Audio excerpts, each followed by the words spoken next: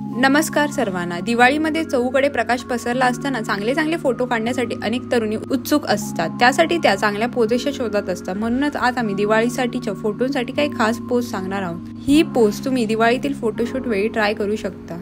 या दिवाळीत तुम्ही हातात दिव्यांचे ताट घेऊन अशा प्रकारे फोटोशूट करू शकता। दिव्यांचा सौम्य प्रकाश तुमच्या चेहऱ्यावरच सौंदर्य अधिकच उजळवेल, त्यामुळे हा फोटो अगदी खास ठरू शकतो। रांगोळी काढतानाचा कॅन्डिड फोटोही तुम्ही या दिवाळी निमित्त काढू शकता।